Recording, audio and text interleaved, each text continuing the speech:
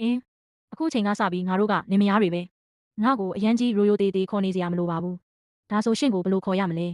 ကျင်ချန်ဒါမှမဟုတ်ယောက်ျားလို့ခေါ်လို့ရပါတယ်တမားတော်ကပြောတယ်မင်းခန္ဓာကိုယ်ကအချိန်ကြာကြီးငတ်မွတ်တန်ခံထားရလို့တဲ့ကောင်းကောင်းနားယူလိုက်ရင်တက်တာသွားပါလိမ့်မယ်ကိုအရင်ဆုံးအစိုးရရုံးမှာလက်ထပ်စရင်သွားသွင်းမလို့စီစဉ်ထားတယ်မင်းကျမ်းမာရေးကောင်းလာမှမင်္ဂလာပွဲကျင်းပကြတာပေါ့မင်းသဘောကရောဘယ်လိုရှိလဲကျမသဘောတူပါတယ်ရှင့်သဘောတိုင်းပါပဲလက်ထပ်စရင်သွင်းဖို့မင်းရဲ့အိမ်အောင်စုစရင်လိုတယ်ကျမရဲ့အိမ်အောင်စုစရင်ကနတ်မှုဘေးကနေထွက်ပြေးရင်းနဲ့မတော်တဆပျောက်သွားပြီ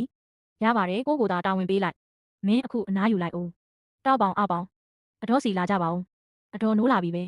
အတော်နေမကောင်းဖြစ်နေသေးလားဟင်မစိုးရင်ကြပါနဲ့အတော်အခုနေကောင်းသွားပါပြီအတော်ရေတောက်လိုက်ပါဦးသားကတောက်ပေါင်မလားကျေးဇူးပါပဲအတော်သားကတောက်ပေါင်ပါတာက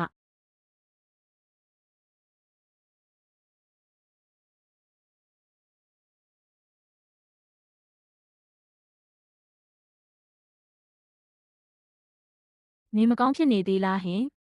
မစိုးရင်ကြပါနဲ့အခုနေကောင်းသွားပါပြီအတော်ရေတောက်လိုက်ပါဦးသားကတောက်ပေါင်မလားကျေးဇူးပါပဲအတော်သားကတောက်ပေါင်ပါဒါကသားညီလေးအပေါင်ပါအပေါင်ပါအတော်အပေါင်ကလိန်မာလိုက်တာသားတို့ရဲ့ဦးလေးလေးရောအိမ်မှာမရှိဘူးလားဦးလေးလေးကရွာသူကြီးကိုသွားရှာမယ်တဲ့ပြီးရင်မြို့ပေါ်ကိုအလုပ်ကိစ္စနဲ့သွားမယ်တဲ့အစိုးရရုံးမှာလက်ထပ်စရင်သွားသွင်းမလို့တဲ့မင်္ဂလာဆောင်အတွက်ပစ္စည်းတွေလည်းဝယ်မယ်တဲ့ပြီးတော့အတော်နေကောင်းဖို့စားစရာတွေဝယ်လာခဲ့မယ်တဲ့ဦးလေးလေးအင်းသွားဆော့ကြတော့နော်လက်ထပ်စရင်သွင်းပြီးအခုကစပြီးမင်းရဲ့အိမ်အောင်စုစရင်ကကို့နမေအောက်မှာပဲကြည်လိုက်ဘာဖြစ်လို့လဲစာမဖတ်တတ်ဘူးလားကိုဖတ်ပြရမလားဘာမှမဖြစ်ပါဘူးဖတ်ကြည့်ပြီးပါပြီလက်ထက်စာချုပ်မှာအမှားအယွင်းမရှိပါဘူးရှင်ပဲတင်ထားလိုက်ပါမနေ့ကအားလို့တောင်ပေါ်တက်ပြီးတောကျက်တကောင်ရလာတဲ့ခွန်အားဖြစ်အောင်ဒါလေးတောက်လိုက်စားကြလေဘာလို့ငိုင်းကြည့်နေကြတာလဲ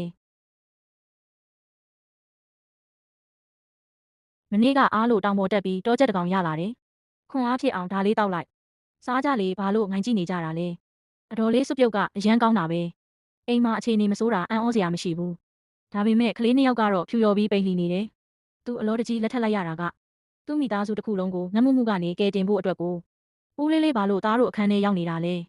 ဦးလေးလေးအတော်လေးကိုအဖော်မလုပ်ပေးဘူးလားမင်းတို့အတော်လေးကနေမကောင်းသေးဘူးလေ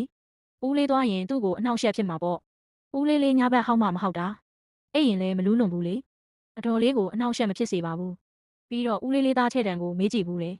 သူ့အဖေနဲ့အမေကလင်မယားတွေလေသူပြောတယ်လင်မယားတွေဆိုတာအတူတူအိပ်ရတာတဲ့ဦးလေးလေးနဲ့အတော်လေးကလည်းလက်ထပ်ထားတာလေအဲ့ဒါကြောင့်အတူတူအိတ်တင်တာပေါ့ဟုတ်တယ်ထဲ့တံပြောတယ်သူ့အဖေကသူ့ကိုကိုယ်တိုင်ပြောပြတာတဲ့အကယ်လို့သူ့အမေနဲ့အတူတူမအိပ်ဘူးဆိုရင်သူ့အမေတယောက်တည်းကြောက်နေမှာတဲ့ဦးလေးလေးမြင်မြန်ပြန်သွားလိုက်ပါ